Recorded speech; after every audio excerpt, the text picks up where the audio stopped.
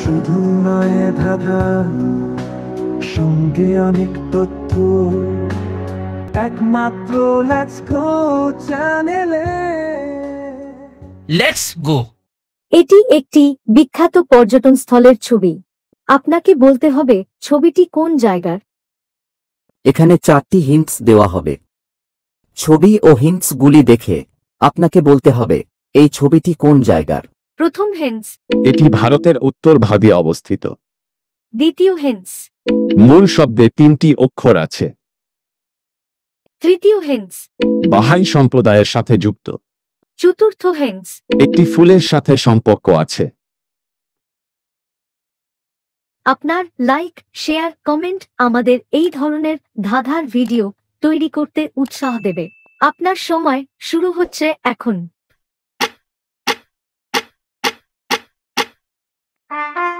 উত্তরটি হল lotus temple. Lotus temple বা কমল মন্দির ভারতের নয়াদিল্লিতে অবস্থিত বাহাই সম্প্রদায়ের পূজার স্থানগুলোর অন্যতম একটি স্থান। 1986 সালে এটির নির্মাণ কাজ সমাপ্ত হয়। এই মন্দিরের কারুকার্য পদ্ম ফুলের ন্যায় হওয়ায় এটিকে লোটাস টেম্পল বা কমল মন্দির বলা হয়। এটি ভারত উপমহাদেশের কেন্দ্রীয় মন্দির হিসেবে বিবেচনা করা হয় এবং মন্দিরটি দিল্লি শহরের একটি পর্যটন কেন্দ্র হিসেবে গড়ে উঠেছে।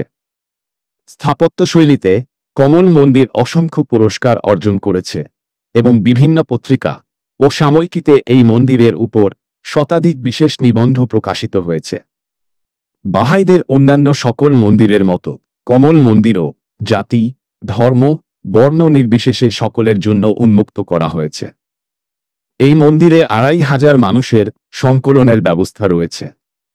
মন্দির ভবনটির উপরের অংশ মার্বেল পাথর খচিত 27টি পদ্ম ফুলের পাপড়ি দিয়ে তৈরি হয়েছে।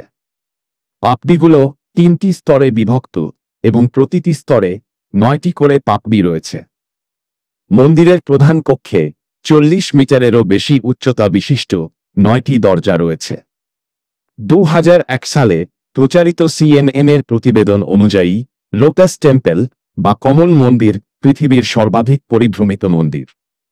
ভ্রমণের উপর এই ধরনের ধাঁধা পাওয়ার জন্য দয়া করে ভিডিওটি লাইক, শেয়ার ও সাবস্ক্রাইব করুন। ধন্যবাদ।